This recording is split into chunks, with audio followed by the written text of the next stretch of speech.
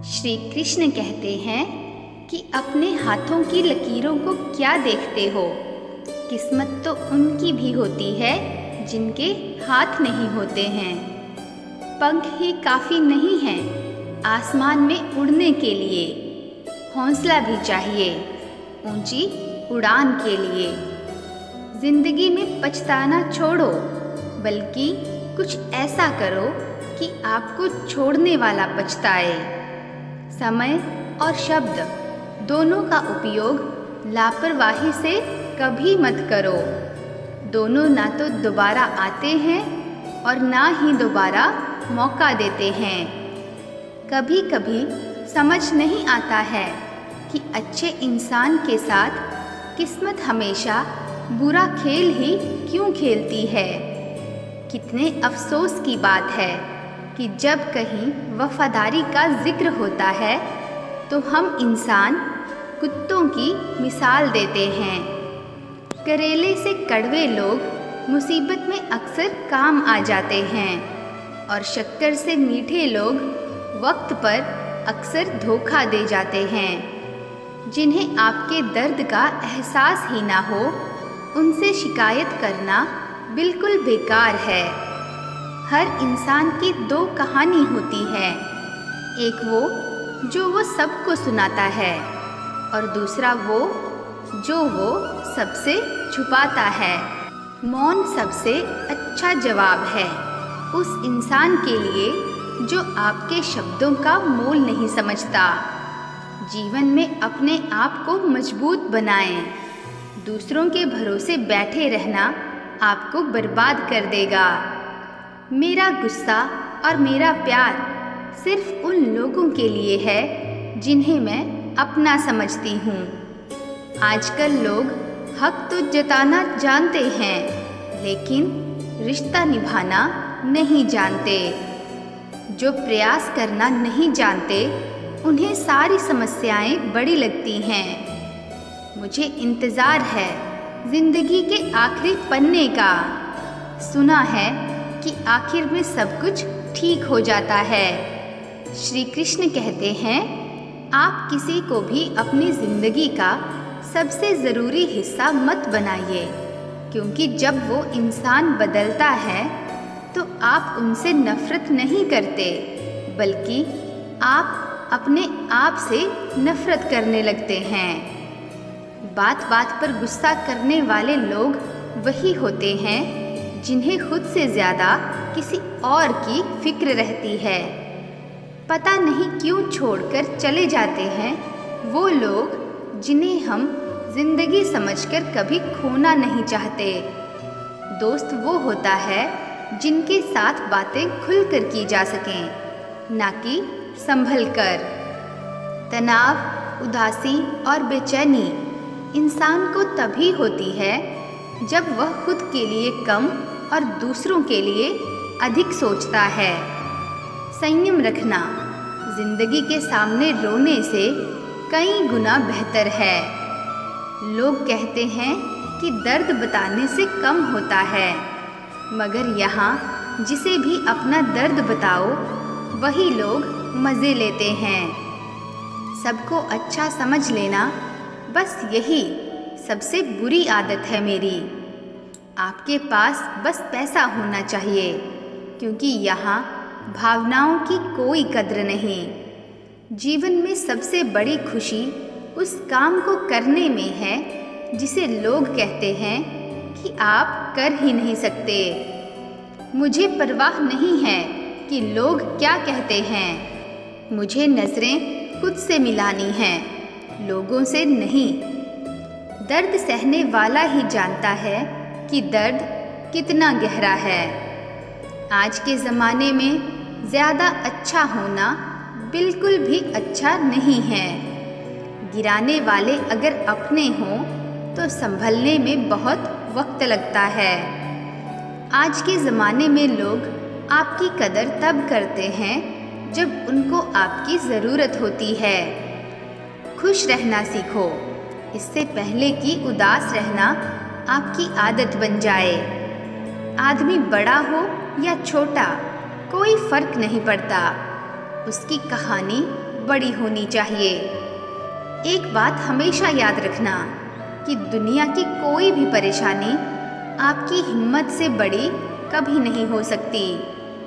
चुप रहना अच्छा होता है, लेकिन जब आपके साथ अन्याय होता है तब आपको ज़रूर बोलना चाहिए। जिंदगी हमेशा एक नया मौका देती है।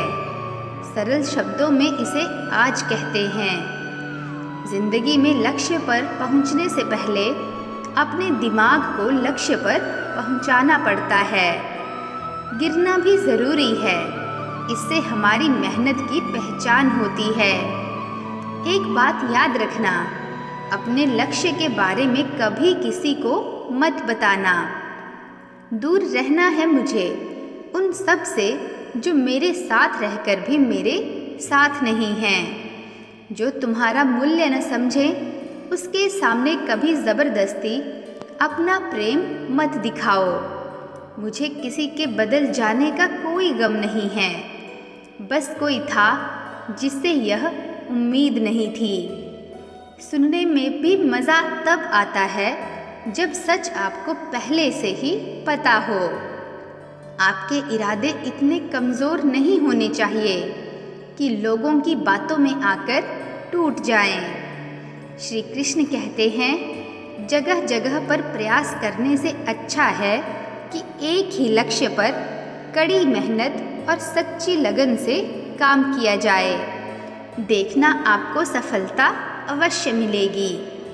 अच्छे लोगों का हमारी ज़िंदगी में आना हमारी किस्मत होती है और उन्हें संभाल कर रखना हमारा हुनर होता है।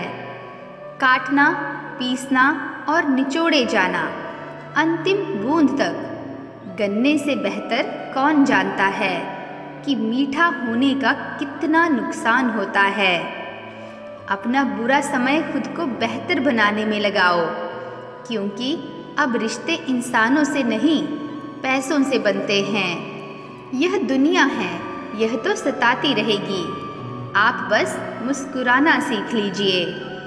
सब कुछ जानते हुए भी अगर आप गलत को गलत नहीं कह सकते तो आप अपने हक के लिए कभी नहीं लड़ सकते। हम टूटे हुए लोग हैं, हम बोलना नहीं चुप रहना पसंद करते हैं। श्री कृष्ण कहते हैं, जो प्रेम में रहते हैं वो छल नहीं समझ पाते, और जो छल में रहते हैं वो कभी किसी का प्रेम समझ नहीं पाते। इंसान वही श्रेष्ठ होता है जो बुरी स्थिति में फिसले ना और अच्छी स्थिति में उलझे ना। अक्सर अपना कहने वाले लोग दगा कर जाते हैं और मीठा बोलने वाले भी पीठ में खंजर भोंक जाते हैं। जो अपनों के सताए होते हैं, अपनों के ठुकराए होते हैं, वो बहुत कठोर हो जाते हैं। श्री कृष्ण कहते हैं, लौटते तो वो लोग हैं जो रूठ कर चले जाते हैं, टूट कर जाने वाला कभी लौट कर नहीं आता। कुछ लोग हमारा दिल रोज़ दुखाते हैं, लेकिन फिर भी हम उनसे बातें करके खुश हो जाते हैं। एक समय की बात है, एक बार एक पिताजी ने अपने पुत्र से कहा कि बेटे, अब तुम बड़े हो गए हो, तो अपनी ज़िंदगी में आगे बढ़ने के लिए क्या कर रहे हो? पिताजी के अचानक से पूछे गए सवाल से पुत्र चौंक गया। वह 1 मिनट रुककर बहुत ही हल्के स्वर में बोला, पिताजी, जैसा कि आप जानते हैं कि मैं पढ़ाई में शुरू से ही बेहतर रहा हूँ और मैंने अपनी तरफ से अपनी पढ़ाई या किसी भी बात को लेकर कभी ढिलाई नहीं बरती है। मैं हमेशा से ही सब कुछ पूरी लगन और मेहनत के साथ करते आया हूँ और आपको यह बात अच्छे से पता है, लेकिन फिर भी न जाने क्यों परिस्थितियाँ मेरे विपरीत रहती हैं। मैं आज तक इस बात को नहीं समझ पाया और अब ऐसा लग रहा है कि मानो जैसे कि मैं इन सब से शायद कभी नहीं निकल पाऊंगा। वह हमेशा से ही पढ़ाई और घर के अन्य कामों में भी बहुत समझदार एवं जिम्मेदार लड़का था, लेकिन फिर भी ऐसा क्या था जो उसे आगे बढ़ने से रोक रहा था? आखिर क्यों वह जीवन की सफलता से कोसों दूर था? उस लड़के के पिताजी ने उसे बड़ा सा हथौड़ा लाने को कहा। वह लड़का भागते हुए गया और अपने पिताजी के कहे अनुसार एक हथौड़ा ले आया। फिर उसके पिताजी ने उसके सामने 3 वस्तुएं रख दी। जो सबसे पहली वस्तु थी वो एक चमड़े की बॉल थी, और दूसरी वस्तु कपड़े की बॉल थी, और तीसरी सबसे आखिरी वाली बहुत ही साधारण सी बॉल थी। उसके पिताजी ने पूरी जान लगाकर तीनों बॉल पर वार करने को कहा। उसने ठीक वैसा ही किया। जैसे उसने पहली बॉल पर वार किया, वह थोड़ी सी टूट गई। जब उसने कपड़े वाली बॉल पर वार किया तो वो थोड़ी सी फटी और एक दूसरे से अलग हो गई। वैसे ही जब उसने तीसरी बॉल पर उतनी ही तेजी से वार किया, वह न टूटी न फटी, बस उछलकर दूर जा गिरी और उसके बाद भी उछलती ही रही। लड़के के पिताजी ने पूछा कि अब समझ में आया कि तुम्हें क्या करना चाहिए। फिर उसने अपने बेटे को समझाया कि बेटे, परिस्थितियां सब पर लगभग एक जैसे ही वार करती हैं, परंतु कुछ लोग ऐसे होते हैं जो उन परिस्थितियों से उलझकर टूट जाते हैं। कुछ तो उन परिस्थितियों से पूरे बिखर जाते हैं, परंतु कुछ लोग ऐसे होते हैं जो उन परिस्थितियों का फ़ायदा उठाते हुए खुद को इतना ऊंचा कर लेते हैं कि फिर उन्हें रोक पाना मुमकिन ही नहीं होता। तो तुम भी ठीक वैसा ही करो। अपनी परिस्थितियों को समझो, उन्हें वार करने दो, फिर उनके वार का फ़ायदा कुछ इस तरह से उठाओ कि तुम उससे उबर पाओ। लेकिन इन सब से निपटने के लिए एक चीज़ जो सबसे ज़्यादा महत्व रखती है वह यह है कि तुम अपने दिमाग को शांत रखो, और फिर तुम देखो कि सब कुछ कितना आसान होता जाएगा तुम्हारे लिए। उस लड़के को अपने पिताजी की बातों को सुनकर समझ आ गया था कि उसे क्या करना चाहिए, और उसने अपने पिताजी से वादा किया कि वह अब उसी प्रकार हर परिस्थिति से निपटने की कोशिश करेगा जैसा उन्होंने समझाया था। इस कहानी से हमें भी यह प्रेरणा मिलती है कि हर किसी के जीवन में समस्याएं आती हैं और संघर्ष भी सभी को ही करना पड़ता है, लेकिन यह हमारे ऊपर निर्भर करता है कि हम इन समस्याओं को किस तरीके से देखते हैं। जब संघर्ष का समय आता है तो वह समस्या किसी को बहुत ही बड़ी लगती है, तो किसी के लिए वह समस्या एक अवसर बन जाती है। यह सब हमारी सोच पर निर्भर करता है कि हमें उस स्थिति से कैसे निपटना है।